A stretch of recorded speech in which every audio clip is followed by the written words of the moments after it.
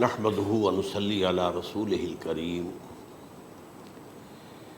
اما بعد فقد قال الله تبارك وتعالى كما ورد في سورة الجاثية اعوذ بالله من الشيطان الرجيم بسم الله الرحمن الرحيم وإنه لعلم للساعة فلا تمترن بها واتبعوني هذا صراط مستقيم صدق اللہ العظیم رب اشرح لی صدری ویسر لی امری واحلل عقدۃ من لسانی یفقہوا قولی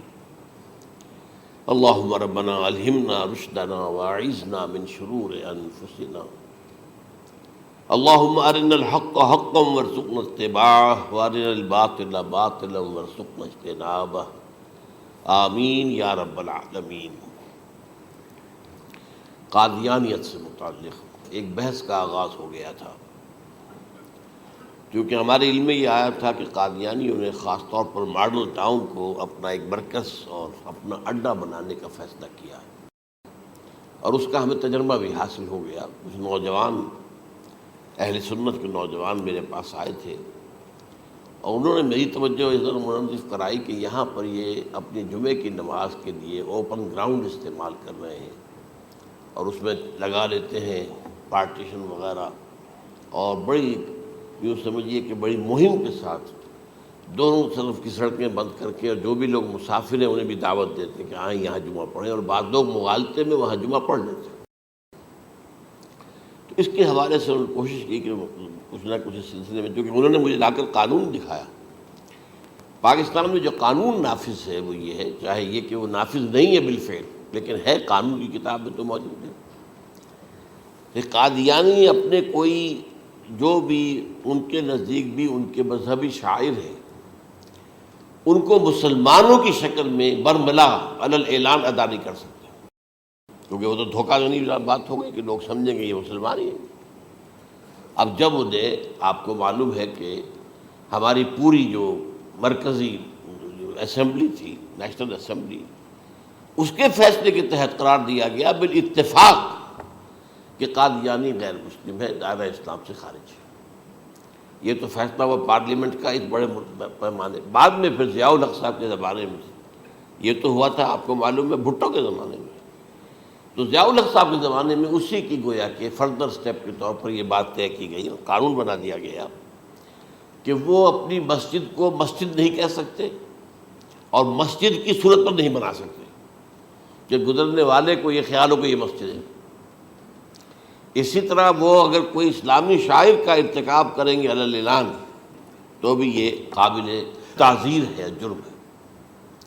وہ اپنے کئی احاطوں کے اندر، اپنے گھروں کے اندر جو چاہیں کریں، لیکن کھلے میدان میں آ کر جو شاعر اسلامی بہرحال ان لوگوں نے سب کچھ اڈاپٹ تو کر رکھا ہے۔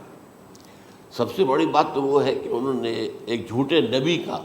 اقرار کیا ہے کہ وہ نبی ہے، اس نے ہمارے درمیان فصیل حائل کر دی ہے۔ اب جو اس کو مانتے ہیں ان کے نزدیک ہم کافر ہیں۔ آپ کو معلوم ہے کہ یہ میں بیان کر چکا ہوں کہ حالانکہ قائد اعظم کا کتنا بڑا احسان تھا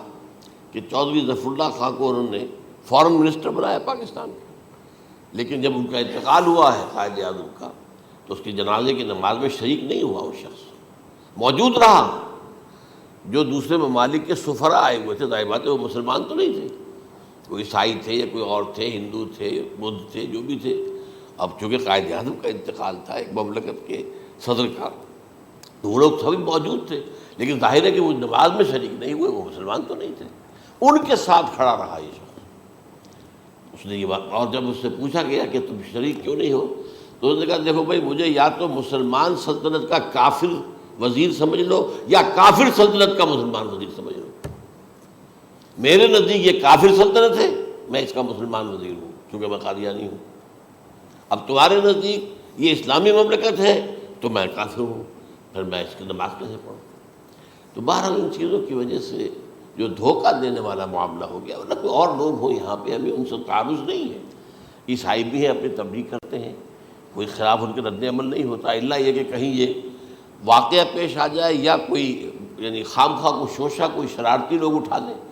کہ انہوں نے قرآن کی یہ جو ہے بے حرمتی کی ہے، تو یہ تو پھر تحقیق سے معلوم ہو سکتا ہے کہ واقعتاً کی تھی کہ نہیں کی تھی۔ لیکن ایک وقت میں جو اس پر تو ان کا احتجاج ہوتا ہے، لیکن یہ کہ ان کے جو ہے چرچ ہے ان کی ساری اور تبلیغ ان کی ہو رہی ہے اور بڑھ بھی رہی ہے تعداد ان کی،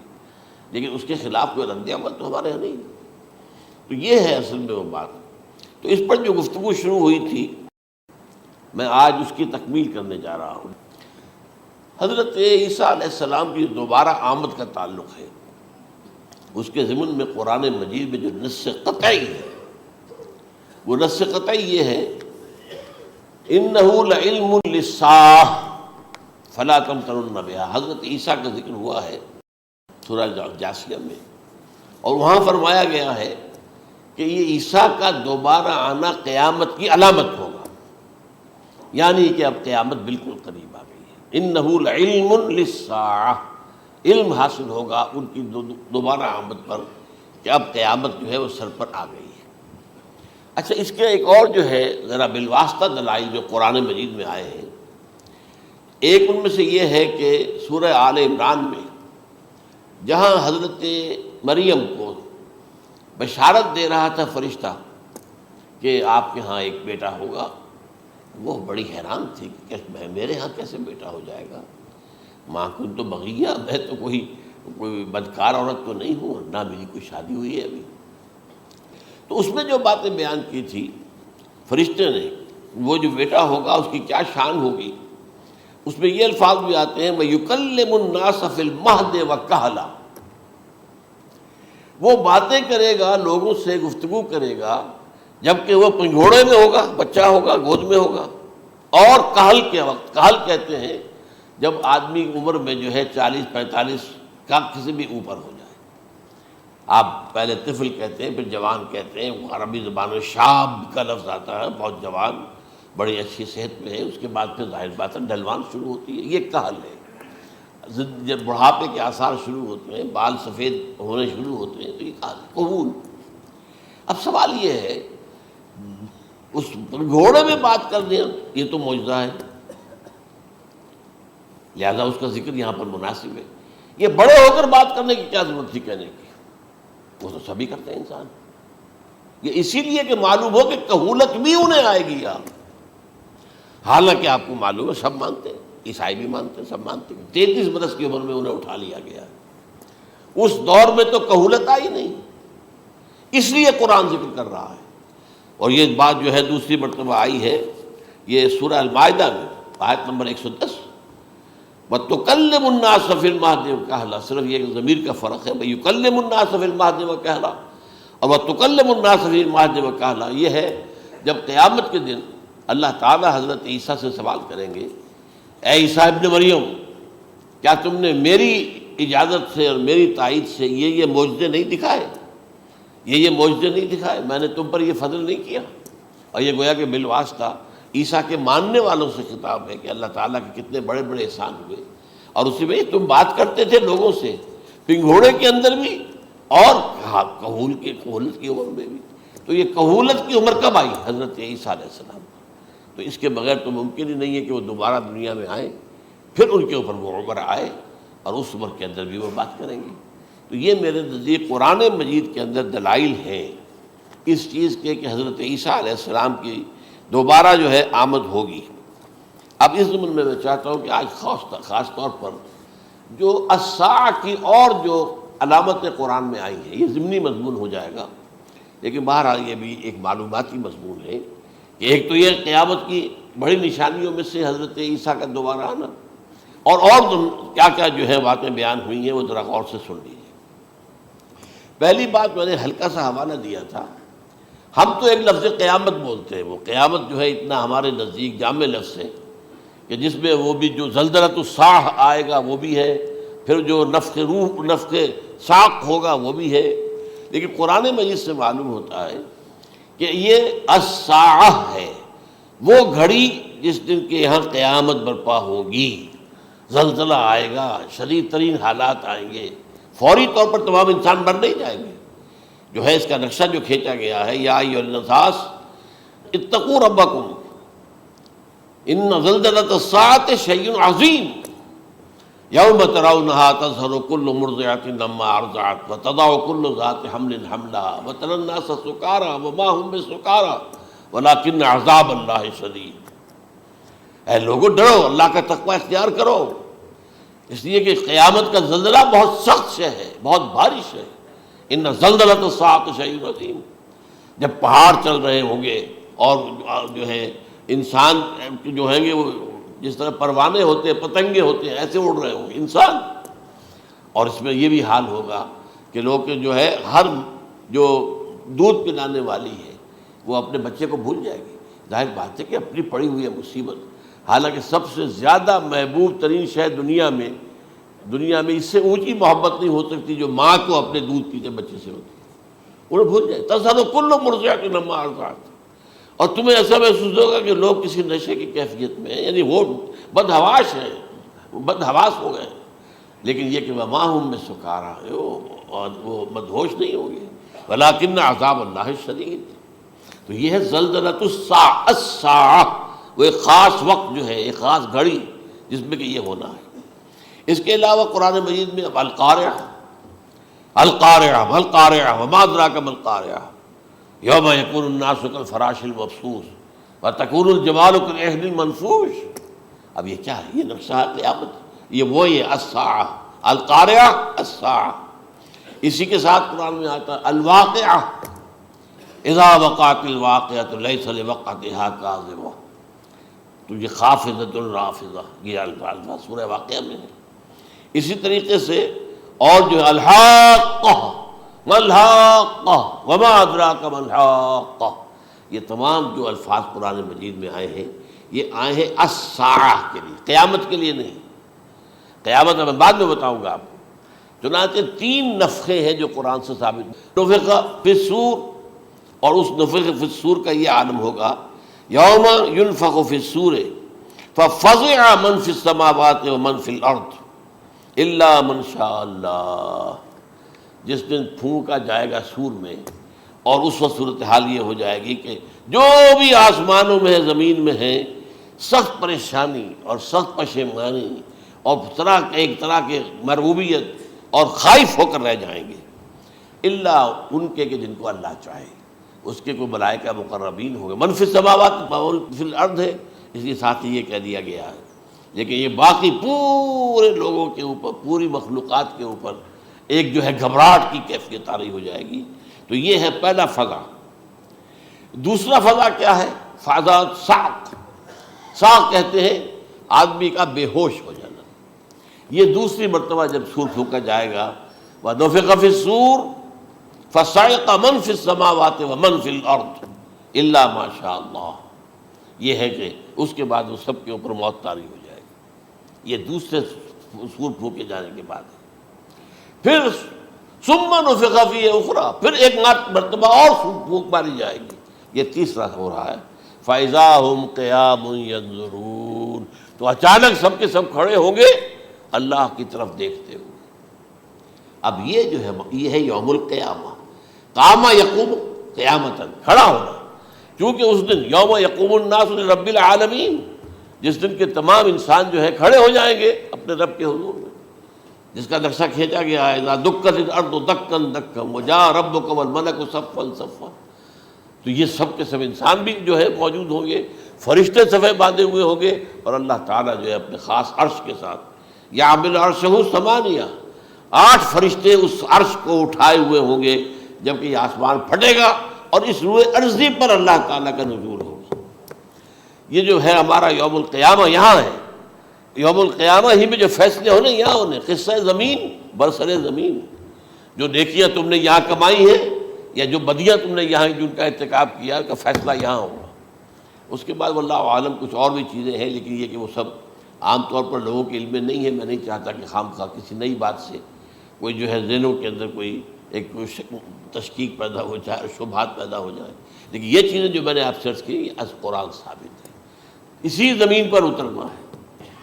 وجاء ربک والملک صفا صفا، یہ سب کے سب آئیں گے،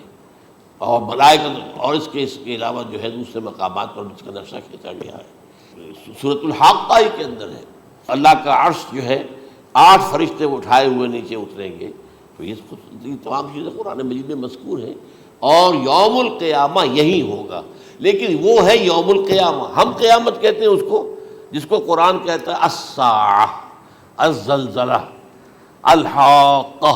القارعہ، الواقعہ، یہ ہے در حقیقت جو پہلا معاملہ ہے کہ اس کے اندر جو ہے فضا ہو جائے۔ اب دیکھیے جو علامات قیامت احادیث میں آئی ہیں وہ میں آج آپ کو سنا رہا ہوں۔ ان کو دو حصوں میں تقسیم کیا جاتا ہے، علامات صغریٰ، علامات کبریٰ۔ چھوٹی نشانیاں جو درجہ بدرجہ درجہ بدرجہ درجہ بدرجہ حاضر سامنے آئیں گے۔ ایک ہے بالکل قیامت سے متصل قبل بڑے جو خرق عادت واقعات ہوں گے وہ آئیں گے۔ اچھا، پہلی چیز کے سلسلے میں حضرت انس رضی اللہ تعالیٰ عنہ سے یہ مروی ہے اور یہ حدیث متفق علیہ ہے۔ پہلی علامت حضور نے بیان کی قیامت کی علامات میں سے، اب میں لفظ قیامت اسی معنی میں بول رہا ہوں جس میں کہ ہم عام طور پر بولتے ہیں۔ آپ نے فرمایا علم اٹھا لیا جائے گا، جہالت کا دورہ ہوگا۔ اب یہ کون سا علم اٹھایا جائے گا؟ سائنس کا علم نہیں، دین کا علم۔ آج تو ساری قدر و قیمت جو ہے جس کے لیے دوڑتے ہیں لوگ، لاکھوں روپے کی فیسیں دے کر، ایم بی اے ہو رہے ہیں، یہ جو ہے اکاؤنٹنسی کا پاس کر رہے ہیں، یہ سی اے کر لیا ہے، یہ کوئی اور جو ہے فزکس میں، کوئی کیمسٹری میں ڈاکٹریٹ کر لی ہے، ڈاکٹر بن گیا تو کیا ہی کہہ رہے ہیں۔ اس لیے کہ بڑی چیز جو پاکستان سے ایکسپورٹ ہوتی ہے وہ ڈاکٹر ہیں۔ جو اتنے بڑے پیمانے پر جو کالج کھلے ہوئے، 3 لاکھ روپے ایک سال کی فیس، 5 لاکھ روپے ایک سال کی فیس، یہ کیوں لیتے ہیں اور کیوں لوگ دیتے ہیں؟ کہ موقع مل جاتا ہے ایم بی بی ایس کر کے۔ امریکہ کے اندر بھی ڈیمانڈ ہے، ان کے ہاں ڈاکٹر جو ہیں جتنے ہونے چاہیے نہیں ہے، لہذا اور بھی بہت سی جگہوں پر ڈیمانڈ ہے۔ تو جس چیز کی مارکیٹ میں ڈیمانڈ ہے وہ علم ہے۔ آج علم کمپیوٹر کا علم ہے یہ، حالانکہ ان میں سے کسی کے اوپر لفظ علم کا اطلاق میرے نزدیک غلط ہے، جہالت ہے۔ علم وہ ہے جو ذہن کو جلا دے، جو سوچ کو جلا دے، روشنی پیدا کرے، دماغی روشنی، وسعت دے، انسان کے فکر کو وسعت دے، اس کے ذہنی جو ہے جو افق ہے اس کو وسیع کرے۔ علم تو وہ ہے جو حقیقت کے کیا علم بھی اس سے عطا فرمائے۔ قرآن ہے، حدیث ہے، باقی اور چیزیں جو اس سلسلے میں آ سکتی ہیں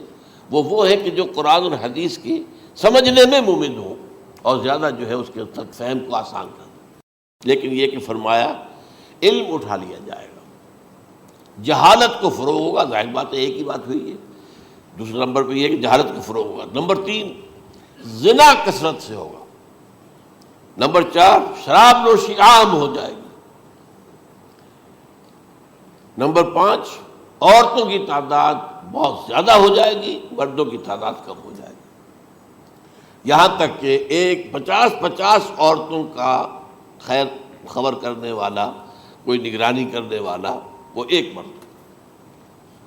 اچھا، یہ تو ہے ایک حدیث جو میں نے آپ کو بیان کر دی، متفق علیہ، یہ بخاری اور مسلم دونوں میں ہے۔ دوسری حدیث بخاری کی ہے، اس کو حضرت ابو ہریرہ رضی اللہ تعالیٰ عنہ نے روایت فرمایا ہے، قیامت آئے گی جب امانت ضائع ہو جائے گی۔ آج ہمارے ہاں امانت کے ضائع ہونے کا جو نقشہ ہے شاید پوری دنیا میں کہیں اور نہیں۔ جس طرح کے غبن یہاں ہوتے ہیں، جس طرح کک بیکس جو ہے وہ لیے جاتے ہیں، اس غریب یعنی قوم غریب ہے لیکن یہاں وہ امیر بہت بڑے بڑے لوگ ہیں، وہ تو دنیا بھر کے ٹاپ کے امیروں کے اندر اس کا شمار ہو جائے گا۔ لیکن یہ کہ یہ سب امیر کیسے بنے؟ غبن بلین آف ڈالرز کا، اب تو اس سے کم کی تو بات ہی نہیں ہوتی۔ فلاں نے اتنے بلین جو ہے پیسے اپنا جو ہے قرضہ معاف کرا لیا۔ بھائی کس نے کون کرتا ہے معاف؟ یہ کسی کے باپ کی جاگیر ہے؟ یہ پیسہ بینک کے اندر حکومت کا ہے کہ حکومت کو اختیار ہو گیا وہ رائٹ آف کر دے ان کے جو ہے ان کی جائیدادیں کرو ضبط۔ لیکن ہوتا کیا ہے، بینک آفیسر بے ایمان ہے، وہ کہتا تھا 1 کروڑ کا قرضہ لے جاؤ، 10 لاکھ مجھے دے جاؤ، چاہے تم میرے پاس کوئی ڈاکومنٹ جو ہے ایسے نہیں دے سکتے، حالانکہ ہونا چاہیے کہ اتنا بڑا قرضہ لے رہے ہو تو ڈاکومنٹس یہاں پر ہمارے سامنے لاؤ کہ اگر تم نہ دے سکو تو ہم ان ڈاکومنٹس کے ذریعے سے تمہاری جائیداد، تمہاری کوئی جاگیر، تمہاری کوئی اور چیز اس کو قبضہ کریں۔ جب وہ وقت آتا دیکھتے تو یہ ڈاکومنٹس ہی فیک ہیں، اللہ خرچ کیا کرے گا کوئی؟ بینک کا باپ بھی واپس نہیں لے سکتا۔ اور یہ سب کس کی بے ایمانی ہے؟ وہ جو بیٹھا ہوا بینک مینیجر، سارا سودا اس کے ماں باپ تھا کہ 1 کروڑ ہے نا، 10 لاکھ مجھے تو 90 تم لے جاؤ، باقی یہ کہ ٹھیک ہے میں تمہارے جو ڈاکومنٹس تم پیش کر رہے اس میں کوئی اعتراض نہیں کرتا، بس جاؤ۔ اور نمبر 2، حکومت نااہلوں کے سپرد ہو جائے گی۔ یہ ہے امام بخاری کی روایت کردہ روایت جو حضرت ابو ہریرہ سے۔ مسلم شریف میں ابو ہریرہ رضی اللہ تعالیٰ عنہ سے ایک اور روایت ہے، مال عام ہو جائے گا یہاں تک کہ زکوٰۃ قبول کرنے والا کوئی نہ ہوگا۔ یہ بات وہ ہے جو آج سعودی عرب اور UAE کے اندر آپ کثرت سے دیکھ سکتے ہیں۔ دولت جو ہے وہ ریل پیل، ابھی تھوڑا سا آیا ہے معاملہ خاص طور پر دبئی میں، کیونکہ وہاں بہت زیادہ کنسٹرکشن ہو رہی تھی، تو پوری دنیا میں آپ کو معلوم ہے کہ جو ریئل اسٹیٹ کہلاتا ہے اس کا حال بہت پتلا ہے، لیکن وہاں کے دولت ریل پیل ہے ہر جگہ پر۔ اور سب سے اہم متفق علیہ روایت، متفق علیہ کیا، وہ تو حضرت عمر سے بھی مروی ہے، ابن عمر سے بھی مروی ہے، ابن عباس سے بھی مروی ہے، ابو ہریرہ سے بھی مروی ہے، عبداللہ ابن مسعود سے بھی مروی ہے رضی اللہ تعالیٰ عنہ اجمعین۔ اور یہ وہ حدیث ہے جسے کہا جاتا حدیث جبرائیل، جسے ام السنہ بھی کہا گیا۔ اس میں جو آخری سوال کیا حضرت جبرائیل نے حضور سے، چوتھا،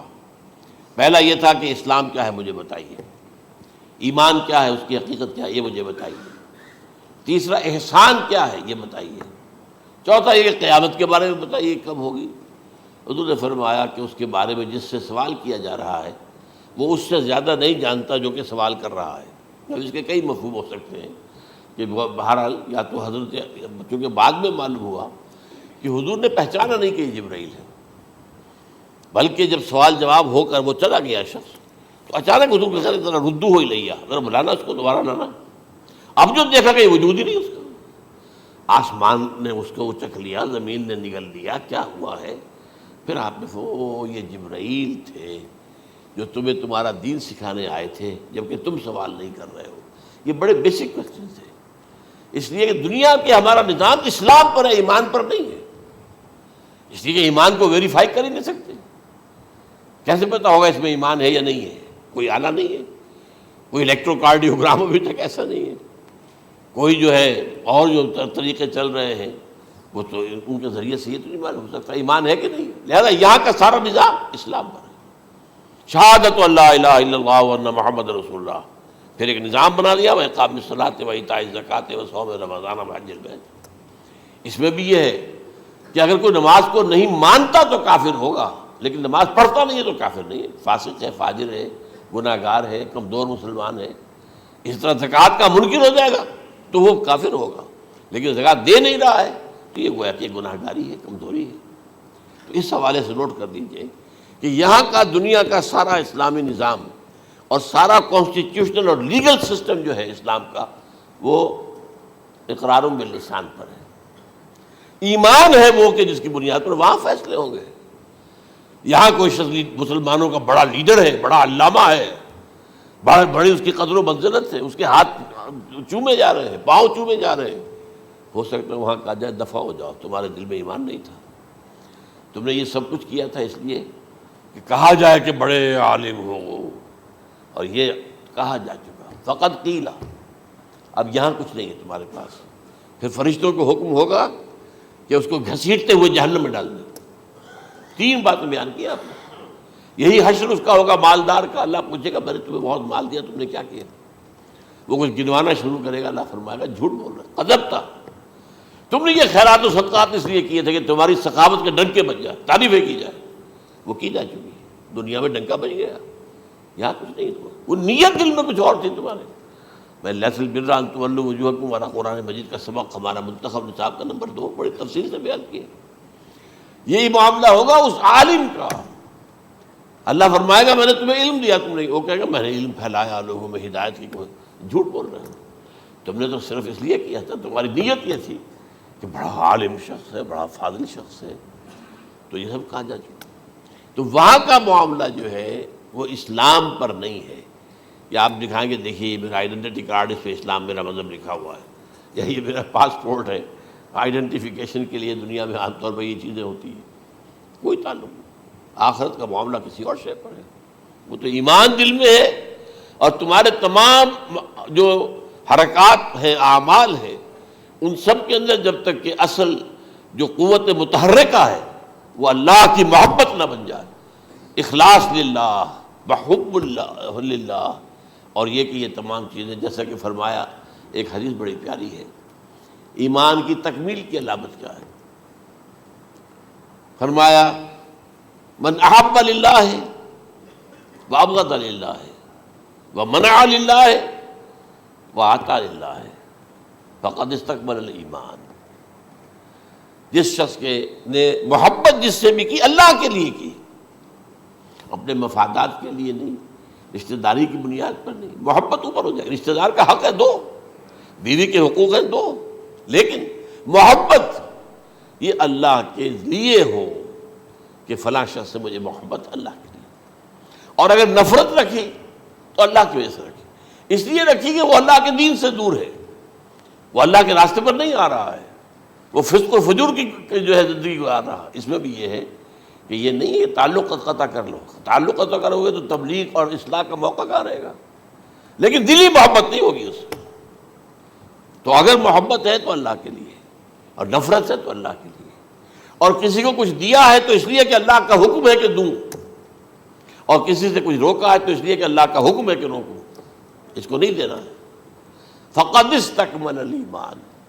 تو اس شخص نے ایمان کی تکمیل کر لی۔ یہ ہے اصل جو ڈیسائیڈنگ فیکٹر ہے، وہ یہ ہے۔ اور اس ایمان کی پہلی علامت کیا ہے؟ کیسے معلوم ہو میرے اندر ایمان ہے؟ پہلی علامت سب سے کم تر درجے کا ایمان، اس میں فرمایا گیا اذا اساءت کا سیئۃ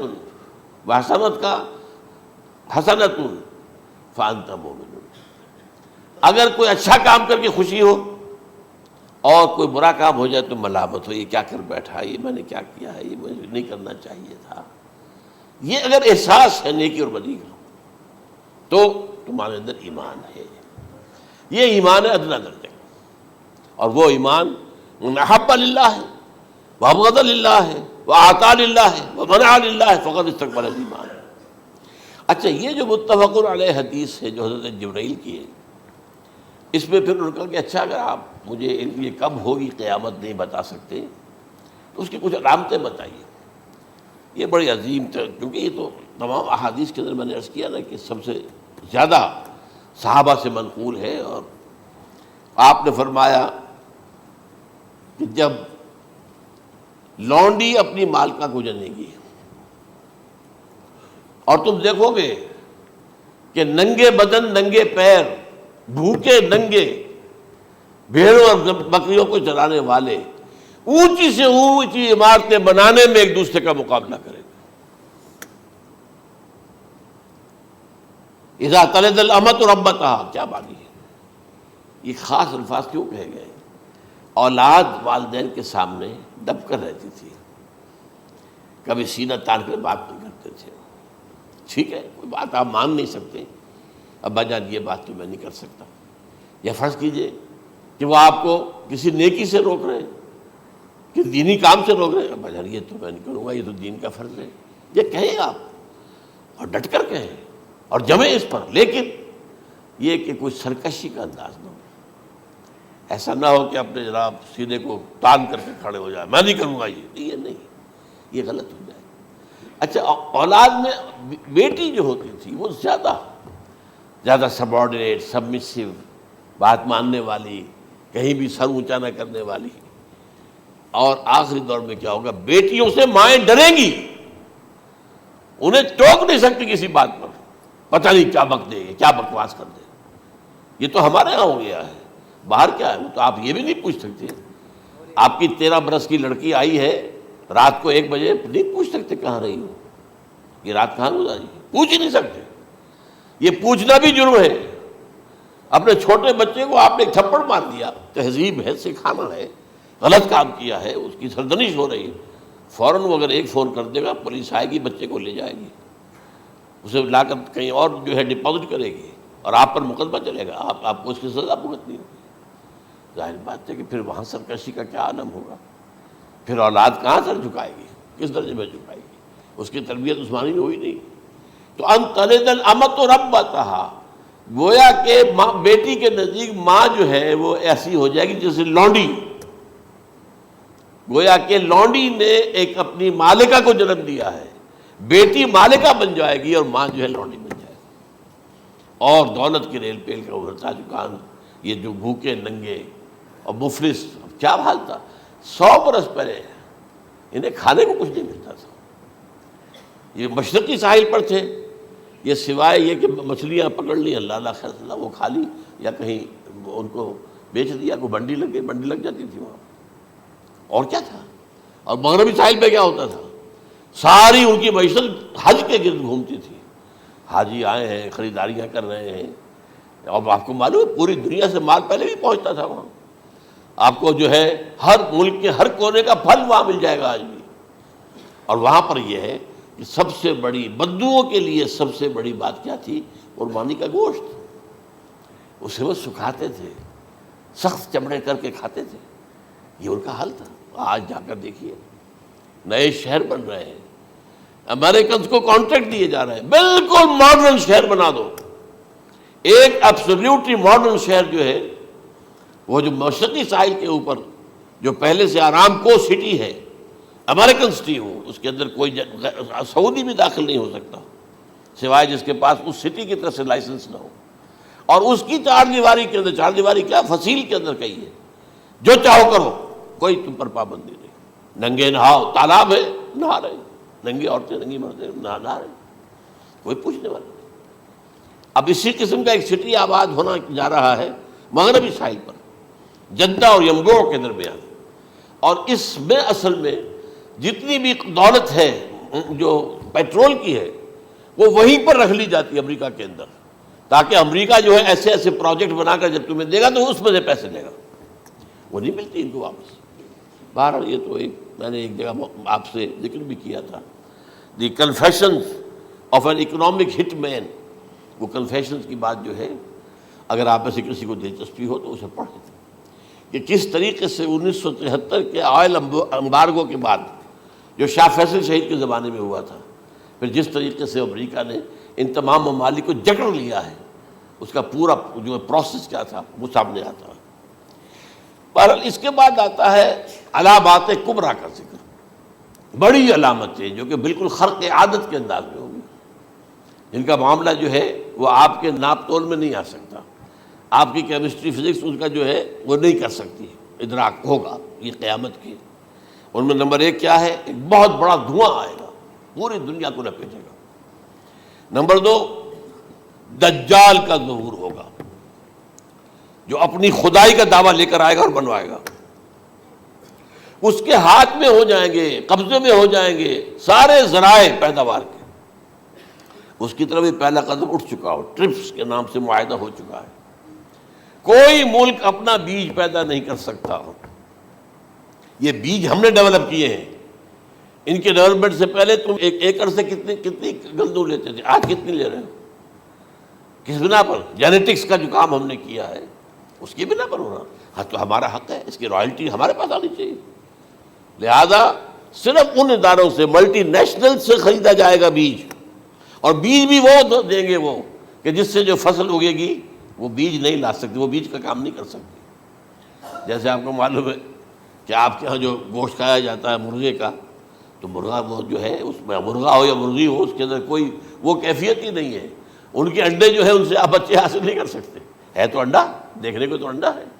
لیکن وہ بنڈا جو ہے اس سے بچہ تو نہیں حاصل کر سکتے۔ ایسے ہی وہ گندم کا بیج دیں گے، نظر آئے گی گندم،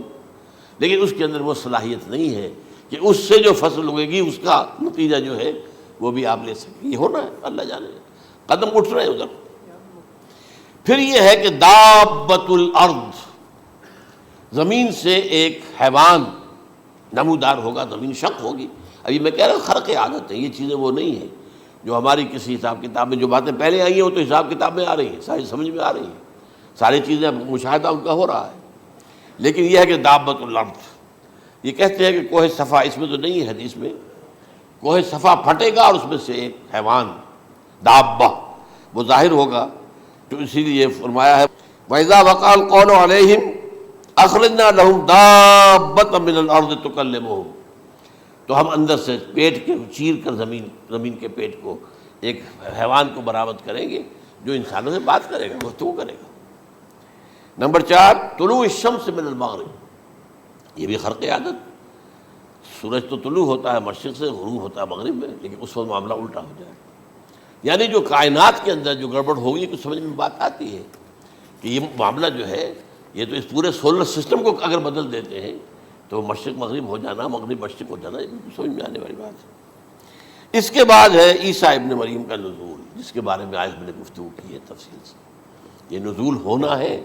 یہ علامات قیامت میں سے حضور نے بیان فرمایا ہے، اور قرآن مجید کی جو اصطلاحات ہیں اس کے حوالے سے میں نص قطعی جو ہے وہ میں آپ کے سامنے رکھ چکا ہوں۔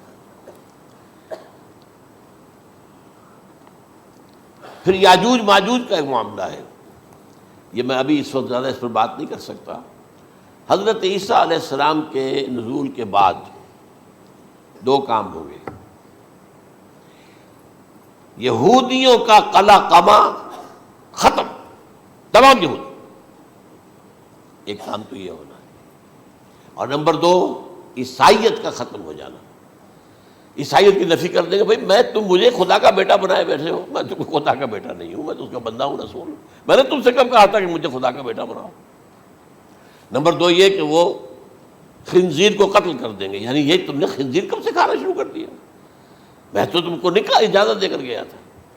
یہ تو شریعت موسوی میں حرام تھا، اور میں کہہ کر گیا تھا کہ یہی شریعت تم پر لاگو رہے گی، ہاؤ کم تم نے کیسے یہ؟ آج بھی بہت سے رومن کیتھولکس جو ہے وہ سور نہیں کھاتے، وہ اس میں ہے ان کے اندر کچھ نہ کچھ بات جو ہے جو حضرت عیسیٰ کی تعلیمات کا کچھ اثر ان کے ہاں ہے۔ میں تو ایک مرتبہ، یہ 1971 کی بات ہے، 4-5 دن کے لیے برسلز میں رکا تھا، اس لیے کہ وہاں مجھے ایک صاحب نے خط لکھا تھا کہ وہاں ایک نوجوان ہے، ابھی اس ایمان لایا ہے، اور اس کے کچھ مسائل ہیں، ہم کوشش کر رہے ہیں ان کے مسائل حل کریں، آپ بھی جا رہے ہیں۔ میں انگلینڈ جا رہا تھا تو واپسی پر آپ ان کے یہاں چند دن ٹھہرے، میں حیران ہوا، ویسے اس نے مجھے اپنے گھر ٹھہرایا نہیں، اس لیے کہ ماں باپ تو اس کے کرسچن تھے، اور پولیس کا چیف آفیسر اس کا باپ تھا، چیف آف پولیس فورس۔ اس نے مجھ سے 1 دن کھانے پہ بلایا، میں سے ہوٹل میں ٹھہرایا مجھے، اس نے کہا آپ اطمینان سے یہاں کھانا کھائیں، اس گھر میں نہ آج تک کوئی شراب کی بوند آئی ہے اور نہ ہی کوئی بوٹی آئی ہے سور کی۔ رومن کیتھولکس، اب اکلوتا بیٹا تھا یہ، عبدالعزیز اس نے بعد میں نام رکھا، وان کینٹر اس کا نام تھا جو کہ اوریجنل تھا، پھر اس نے نام رکھا عبدالعزیز وان کینٹر، پرانا نام بھی بہرحال رکھا۔ نہایت خوبصورت، 28 سال کی عمر تھی، اور اس وقت میں نے دیکھا تھا کہ اس کی فقہی معلومات جو ہے میری معلومات سے 10 گنا زیادہ۔ اس کی وجہ کیا ہے؟ وہ گیا تھا موراکو میں ایز اے ٹیچر ملازمت کرنے، پیسہ کمانے، وہاں وہ مسلمانوں سے اس کا ہوا ربط ضبط ہوا، اسلام کی تعلیمات سامنے آئی، اسلام لے آیا،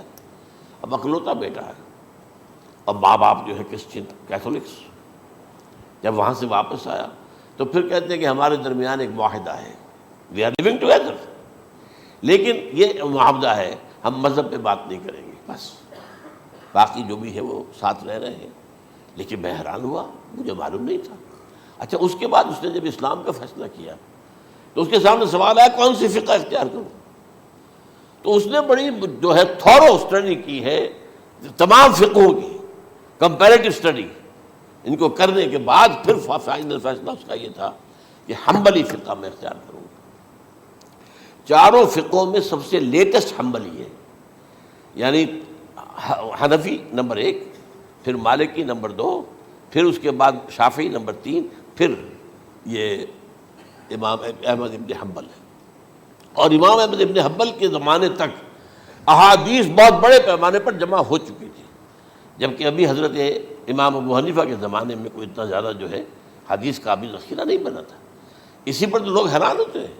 کہ زیادہ حدیث امام ابو حنیفہ کے علم میں نہیں تھی، لیکن مجال ہے کہ ان کا کوئی فتویٰ جو ہے کتاب و حدیث کے، کتاب اور سنت کے خلاف ہو، اگرچہ انہوں نے صاف کہا کہ اگر تم پاؤ کوئی ایسی سچی حدیث، پختہ حدیث جو میری کسی رائے کے خلاف ہو تو میری رائے کو دیوار پر دے مارنا اور اس صحیح حدیث کی پیروی کرنا۔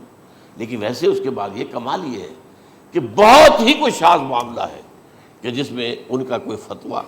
وہ کتاب و سنت کے منافی ہو یا سنت کے منافی ہو۔ کتاب پہ تو سوال پیدا نہیں ہوتا، کتاب تو ساری ان کے سامنے موجود تھی۔ اس کے بعد یہ ہے کہ یاجوج ماجوج، جس میں بتا رہا تھا آپ کو کہ جب عیسائیت بھی ختم ہو گئی،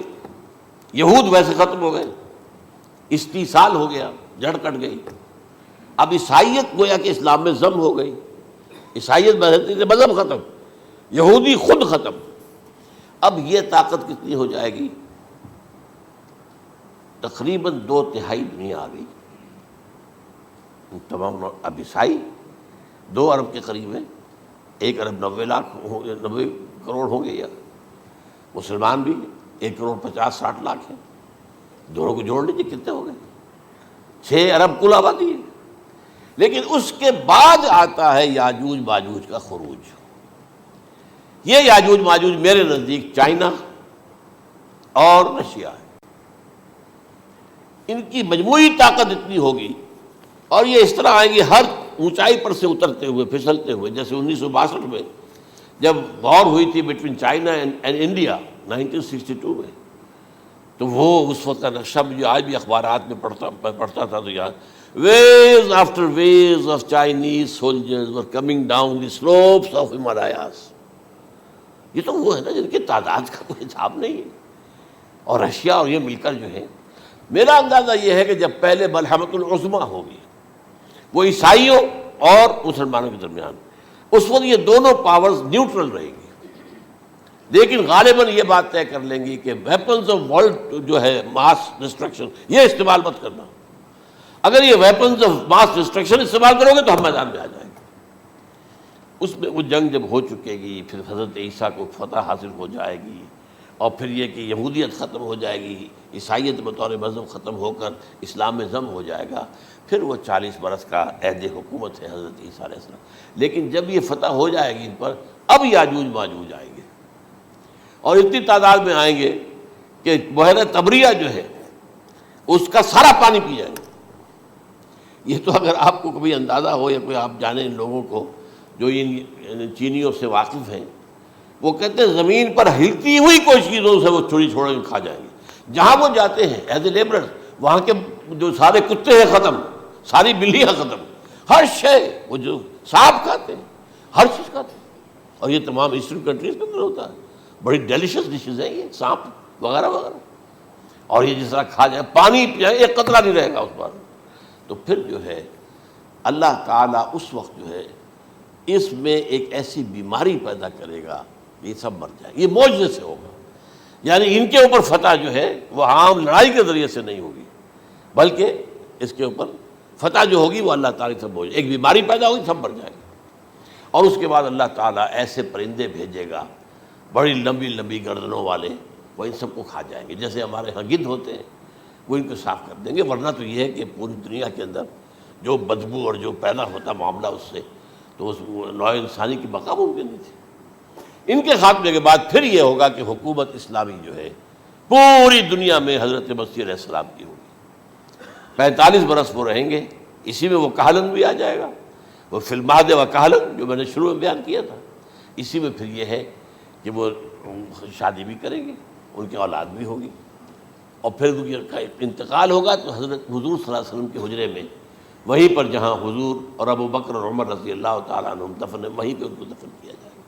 اور قیامت کے دن حضور فرماتے ہیں کہ میں اور یہ تینوں ساتھ نکلیں گے۔ تو یہ ہے حالات و واقعات۔ بہرحال اس میں یہ ہے کہ یہ نوٹ کر لیجئے کہ جہاں تک ہمارے ہاں آج کل کا معاملہ ہے، میرے نزدیک میں یہ کہنے پر مجبور ہوں، جو رفع و نزول مسیح کو نہیں مانتا وہ کم سے کم منکر حدیث ضرور ہے، میں اس سے کم کا فتویٰ نہیں دے سکتا۔ اب یہ ہے کہ جو لوگ مہدی کو نہیں مانتے ان کا معاملہ میں مختلف سمجھتا ہوں، چند منٹ لے رہا ہوں آپ کے، اور اس لیے کہ ان کی حدیثیں صحیحین میں نہیں ہیں، بخاری مسلم میں نہیں، اور یہ کہ بہرحال ان کا معاملہ جو ہے وہ ایسا نہیں ہے حضرت عیسیٰ کا، حضرت عیسیٰ کے آنے کا جو کچھ ہوگا وہ تو میں نے آپ کے سامنے بیان کر دیا، لیکن یہ ہے کہ حضرت مہدی ہمارے نزدیک اس میں خرق عادت کوئی ہے ہی نہیں، جیسے ہر صدی کے مجدد ہوتے ہیں، آخری صدی کے مجدد وہ ہوں گے، اور میرے نزدیک یہی آخری صدی ہے، اور اسی میں حضرت مہدی کا ظہور ہو جانا۔ سعودی عرب میں کوئی خانہ جنگی ہوگی کسی بادشاہ کے انتقال پر، اور پھر اس وقت یہ ظاہر ہوں گے، اس وقت ملک کے حالات کو سنبھالنے کے لیے لوگ ان کو زبردستی نکالیں گے، چھپے ہوئے ہوں گے ایک گھر میں،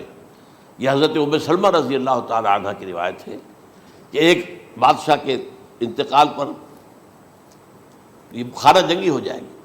اور ایک شخص مدینے سے بھاگ کر مکے میں چھپ جائے گا. یہ تو ہے ان کے الفاظ، میں توجیہ کر رہا ہوں. یہ